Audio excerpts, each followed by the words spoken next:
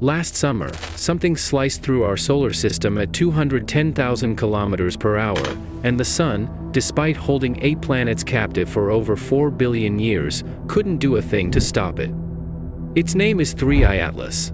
Discovered on July 1, 2025, by the Atlas Survey System, an interstellar comet, a wanderer from another star system. And it's moving so fast, so deliberately, that by the time our Sun's gravity reaches out to pull it in, it's already gone. But here's what makes this truly strange. When the James Webb Space Telescope observed it in August, the spectra revealed chemistry unlike the bulk of comets we know. A coma dominated by carbon dioxide where we expect to find water. Metal vapor where we expect only ice and dust. We're going to follow the trail of an object that defies both gravity and expectation.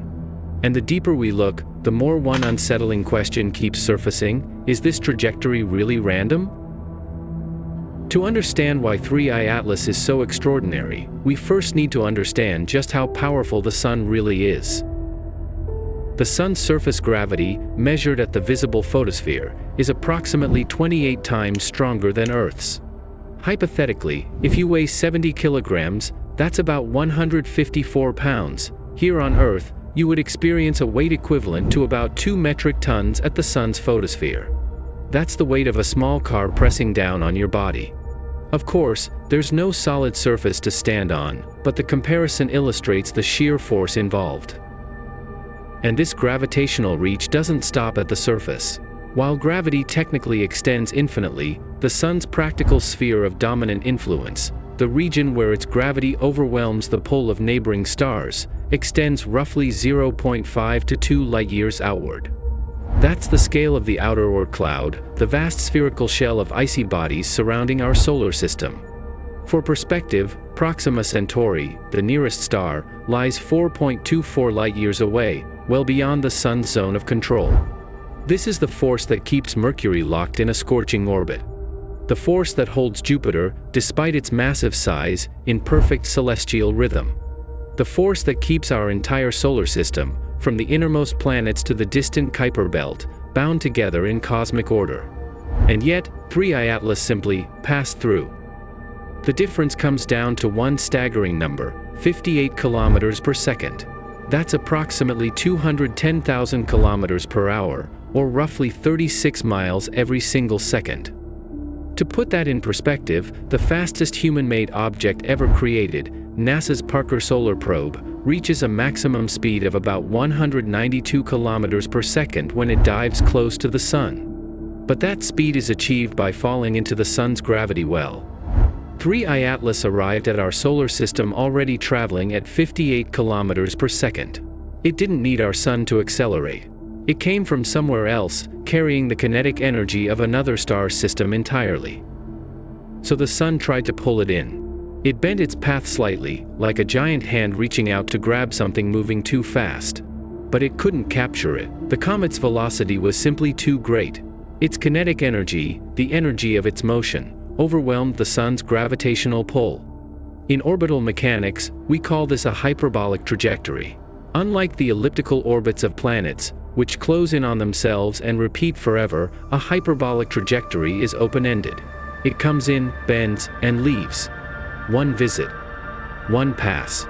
Never to return. 3I Atlas isn't orbiting our Sun. It's passing through our solar system the way a traveler might pass through a small town on a highway, briefly visible, then gone. But that raises an even stranger question. If this object is traveling so fast and came from so far away, why is it here at all? 3I Atlas is not alone. It's the third confirmed interstellar object to pass through our solar system in recorded history. And each one has added another piece to a puzzle we're only beginning to understand. The first was 1I Oumuamua, which swept past us in 2017. Its name, in Hawaiian, means scout or messenger from afar arriving first. It traveled at 26 kilometers per second, about 16 miles per second, and had a shape unlike anything we'd seen before, long, thin, and tumbling through space like a cosmic cigar. Then came 2I Borisov in 2019, moving at 33 kilometers per second, 20.5 miles per second. This one looked more familiar. It had a tail, a bright coma of gas and dust. It behaved like the comets we know. But its chemistry was still subtly different, hinting at origins far from our Sun. And now, 3I Atlas. Designated C 2025N1 and discovered on July 1, 2025. The fastest of the three, 58 kilometers per second. That's 35 miles every second. It's moving faster than any interstellar visitor we've confirmed. So where do these objects come from? The answer is both simple and profound. They come from other star systems. These are not wanderers in the poetic sense. They are literal refugees, expelled from their home solar systems billions of years ago and sent drifting through the dark expanse between the stars. But here's what we don't fully understand. What expelled them? Some astrophysicists suggest it was gravitational chaos, when a large planet, perhaps a gas giant like Jupiter, passed too close to a smaller body and flung it outward with enough force to escape the star's gravity entirely. Others propose more violent origins, supernova shock waves, stellar collisions, or the breakup of binary star systems. And then there are the more speculative theories. Some researchers, notably Avi Loeb, Frank B. Baird Jr., professor of science at Harvard and former chair of Harvard's astronomy department, have argued for considering artificial explanations for some interstellar anomalies. It's a minority, provocative position that has sparked robust debate, but we'll come back to that. What we know for certain is this: once these objects are ejected, they are condemned to wander. For millions, perhaps billions of years, they drift through interstellar space, moving through the cold void between stars at incredible velocities, until, by pure cosmic chance, they happen to pass near another solar system, ours. But here's where things get truly strange. When 1I Oumuamua passed close to the Sun in 2017, something unexpected happened. It didn't just change course. It accelerated. Comets are predictable. When they approach the Sun, we can calculate their trajectory with extraordinary precision. We know how the Sun's gravity will pull them, how much they'll speed up, and where they'll go next. Oumuamua didn't follow the script. As it swung around the Sun and headed back out into interstellar space, scientists noticed something unusual in the tracking data. It was moving faster than it should have been. Not by much, just a tiny extra push, but enough to throw off every prediction. At first, astronomers thought it might be an error, but the data was confirmed. Oumuamua had gained speed that couldn't be explained by solar gravity alone. So what happened? Multiple competing explanations have been proposed, and the scientific community remains divided. The leading hypotheses include subtle outgassing, possibly hydrogen released through radiolysis, a process where radiation breaks down molecules, and radiation pressure effects, where sunlight pushes against a highly reflective, sail-like surface. The outgassing theory suggests that as Oumuamua approached the Sun, the intense heat warmed its surface, causing trapped gases, possibly molecular hydrogen created by cosmic ray bombardment, to sublimate and burst outward. This release of gas would have acted like a tiny rocket engine, giving the object a small but measurable boost in velocity. It's similar to the process we see in normal comets, which develop tails as the Sun's heat vaporizes ice and releases jets of gas and dust. The difference is that Oumuamua didn't develop a visible tail, no obvious coma, no glowing cloud. It remained dark, tumbling, silent. And that's what made it so hard to explain. The radiation pressure hypothesis, championed by Avi Loeb and others, proposes that Oumuamua's acceleration could have been caused by the physical pressure of sunlight itself, the same principle that powers solar sails, a real technology that NASA and other space agencies are actively developing. If Oumuamua were extremely flat and highly reflective, the Sun's light could have pushed against it, accelerating it outward. The data don't decisively rule out either explanation, so researchers remain divided. It's a bold set of hypotheses, and they remain unproven. We'll never know for certain, because Oumuamua is long gone, speeding away into the darkness faster than any probe we could launch to catch it. But the question it left behind lingers: if interstellar objects are passing through our solar system, and if some of them behave in ways we don't fully understand, what does that mean for 3I Atlas? When 3I Atlas reached its closest point to the Sun, perihelion, on October 29, 2025, astronomers around the world turned their instruments toward it. And among them was the most powerful observatory humanity has ever built, the James Webb Space Telescope. James Webb is a marvel. Its mirror is 6.5 meters across, about 21 feet, coated in gold to capture infrared light from the farthest reaches of the universe. It can see galaxies formed just a few 100 million years after the Big Bang, over 13 billion light-years away. It can peer through clouds of cosmic dust and detect the chemical composition of exoplanet atmospheres light-years from Earth. On August 6, 2025, James Webb's NIR SPEC instrument, its near-infrared spectrograph, observed 3I Atlas, and what it found was remarkable. But here's what it couldn't capture clearly: the solid nucleus itself. Why? Because while James Webb excels at capturing faint, distant, stationary objects, 3I Atlas is small, fast, and relatively close. James Webb is designed for deep-field observations. Galaxies that haven't moved perceptibly in thousands of years. Stars that sit still in the sky. Nebulae that drift so slowly their motion is imperceptible across human lifetimes. 3I Atlas moves at 58 kilometers per second. During the telescope's exposure time, the brief window when the camera's sensor collects light, the comet moves. Not by a little. By enough to blur across the detector, making direct imaging of the small, solid nucleus extremely challenging. It's like trying to photograph a bullet in flight with a camera designed for long-exposure portraits of distant mountains. The technology is incredible, but it's not optimized for this particular task. What James Webb can observe beautifully is the coma, the glowing cloud of gas and dust surrounding the nucleus. This coma is much larger and more diffuse, and it emits light in the infrared spectrum as molecules absorb sunlight and re-radiate it as heat. That glow is what Webb's spectrograph captured. But the solid nucleus, the actual body of the comet, the rocky or icy core at the center, remains difficult to image directly. Ground-based telescopes and the Hubble Space Telescope have worked to constrain the nucleus size through indirect measurements and imaging attempts. Hubble observations placed firm upper limits on how large the nucleus could be, though estimates vary depending on the method used. The nucleus could be substantially smaller than the apparent coma suggests, perhaps ranging from hundreds of meters to a few kilometers across. The exact size remains uncertain, a reflection of just how challenging it is to observe this fast-moving visitor. But while we struggle to pin down its precise dimensions, we've learned something far more intriguing from the light it emits. Its chemistry is unusual compared to the bulk of solar system comets. Every comet carries a chemical signature, a fingerprint written in the wavelengths of light it absorbs and emits. When sunlight hits a comet surface, it heats the ice and rock, causing gases to sublimate and form the coma.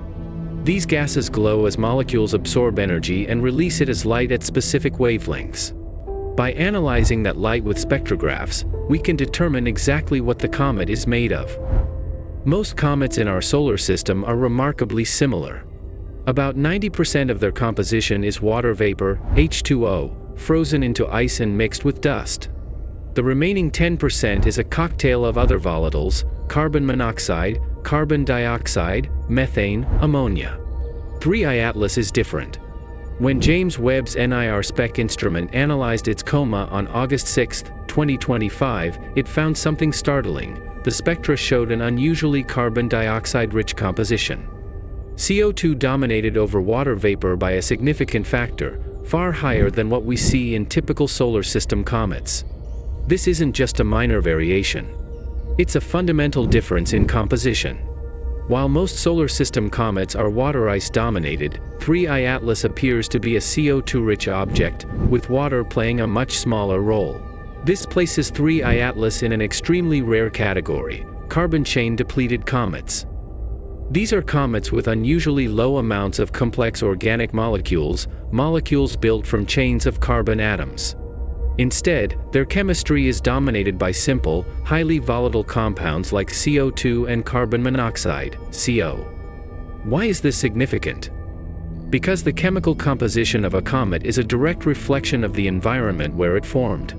Comets are like time capsules, preserving the conditions of the stellar nebula, the cloud of gas and dust that gave birth to their star system billions of years ago. In our solar system, comets formed in the cold outer regions, beyond the orbit of Neptune, in a region we call the Kuiper Belt and the Oort cloud. The temperatures there are low enough that water ice is stable, so our comets are rich in water. But 3I Atlas formed somewhere else. Its high CO2 content suggests it may have originated in a region of its home star system where temperatures were slightly higher, warm enough that water ice couldn't condense as easily, but cold enough that carbon dioxide could still freeze. Or perhaps it formed around a star that was hotter, or cooler, or chemically different from our Sun. A star with a different ratio of heavy elements. A star whose planetary system never had the same balance of water and rock that ours did. Ground-based telescopes added another layer to the picture. Observations from facilities like the Gemini Observatory detected cyanogen, a compound of carbon and nitrogen, with the chemical formula CN. This is commonly seen in comets, and it's what gives some of them a faint bluish-green glow. But here's what was notable. 3I Atlas released measurable amounts of cyanogen but showed far lower levels of complex hydrocarbons, long-chain carbon molecules that are common in solar system comets. This further confirmed its status as a carbon chain-depleted object. And then came another remarkable discovery. Spectroscopic observations detected gaseous nickel in the coma. Nickel atoms, vaporized and glowing as they absorbed sunlight. Now, nickel in comets isn't entirely unprecedented. Gaseous nickel was previously detected in the coma of 2I Borisov, the second interstellar comet, back in 2019. Observations from the European Southern Observatory's Very Large Telescope confirmed nickel and iron in Borisov's coma, a rare but documented phenomenon. For 3I Atlas, follow-up spectroscopy in 2025 also reported nickel detections. This suggests that both interstellar comets contain metallic grains embedded in their icy matrices, fragments of metal that were part of the original stellar nebula, trapped within the comet when it formed. As the Sun heats the comet, these grains sublimate or are ejected in gas jets, releasing vaporized metal into space. It's rare, even among solar system comets. And finding it in both confirmed interstellar comets suggests this might be a characteristic of objects formed in certain distant stellar environments. One final detail adds to the mystery. Polarimetric measurements, observations that study how light is polarized, or oriented, as it bounces off dust particles, revealed something unusual, a deep, narrow, negative polarization signature. Without getting too deep into the physics, this tells us that the dust grains in 3I Atlas have a unique structure. They're not quite like the dust in our solar system's comets. They're shaped differently, composed differently, or arranged differently. We don't yet know which. But taken together, all of this evidence points to a single, profound conclusion. 3I Atlas formed around another star, chemically distinct from typical solar system comets.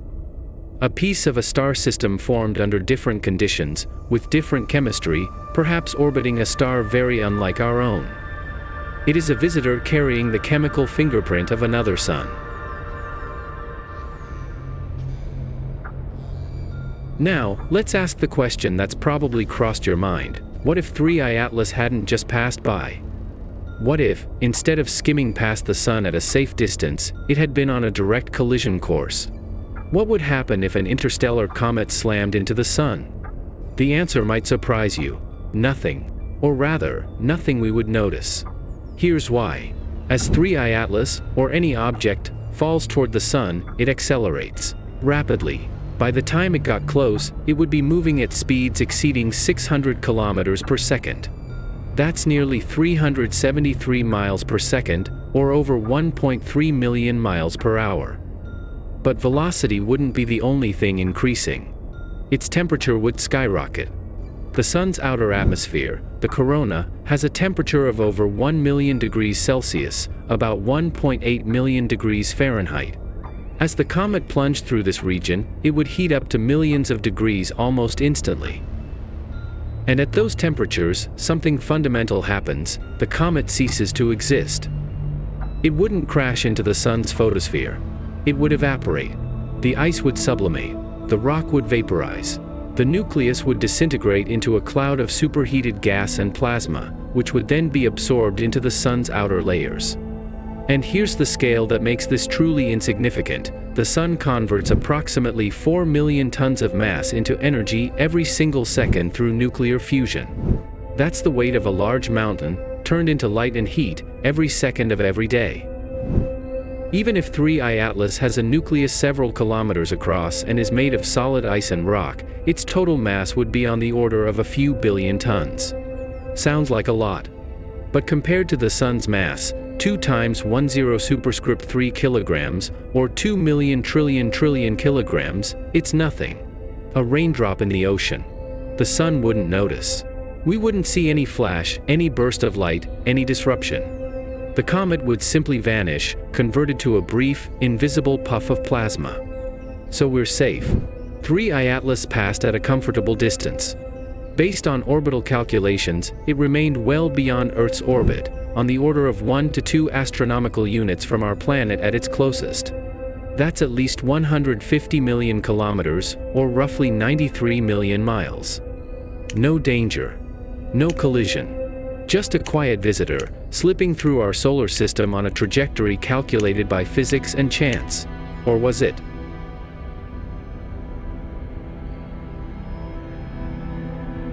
There's something that a small but persistent group of scientists and researchers keep pointing out. Something that's hard to ignore once you start thinking about it. 3I Atlas passed through our solar system at exactly the right angle, at exactly the right speed, and at exactly the right distance to be observed by our telescopes. It came close enough to the sun to be heated, to release gases, to become visible. But not so close that it was destroyed. It traveled fast enough to maintain a hyperbolic trajectory and escape. But not so fast that it blazed through in hours, undetectable. And it arrived at a moment in human history when we have, for the first time, the technology to detect, track, and study interstellar objects. 1I Oumuamua in 2017. 2I Borisov in 2019. 3I Atlas in 2025. 3 visitors in 8 years. Now, before we read too much into this pattern, we need to acknowledge an important caveat: detection rates strongly depend on survey sensitivity. The Atlas system, the Pan-STARRS telescopes, and other sky surveys have dramatically improved our ability to spot fast-moving, faint objects in recent years. Before 2017, we simply didn't have the tools to reliably detect interstellar visitors. Many may have passed through unnoticed.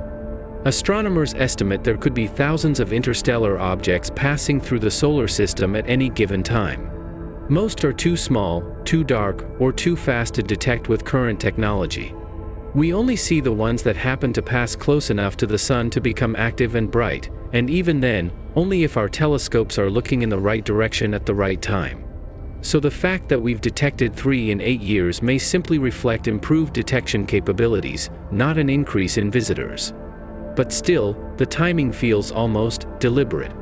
Avi Loeb, the Harvard astrophysicist who proposed that Oumuamua might be an artificial light sail, continues to argue that we should at least consider the possibility that some interstellar objects could be probes, deliberately sent by other civilizations to explore nearby star systems, the way we send Voyager and Pioneer into interstellar space. Not because there's definitive proof, but because ruling it out without investigation would be unscientific. Most astronomers disagree. They see no need for extraordinary explanations when natural ones fit the data. Comets exist. They get ejected from star systems. Some of them pass through ours. It's rare, but it happens. And now that we have the technology to detect them, we're finally seeing what's been happening all along. And yet, 3I Atlas, with its unusual chemistry, its metallic emissions, its perfect timing, it leaves a question hanging in the air. We don't know. And we may never know. By now, 3I Atlas is already leaving. Speeding back out into the darkness between stars, carrying its secrets with it. But one thing is certain: we are no longer operating under the assumption that our solar system exists in isolation. We are being visited. Not necessarily by spacecraft, but by fragments of other suns. By chemical fingerprints of distant worlds. By travelers that formed in stellar nurseries we will never see, around stars whose light has not yet reached us. And each time one passes through, it reminds us of something profound. The universe is not a collection of isolated islands. It's a web, a network. Stars exchange material. Comets wander. Dust drifts across light years. And every solar system, including ours, is shaped not just by its own star, but by everything that came before it. We are not studying distant, unreachable places. We are catching pieces of them as they drift past our door. 3I Atlas is gone now, but others will come. And when they do, we'll be watching. Because the universe has always been sending us messages. We've only just learned how to read them. If you're curious about what we'll find when the next interstellar visitor arrives, stay close. The universe has a way of surprising us exactly when we think we've figured it out.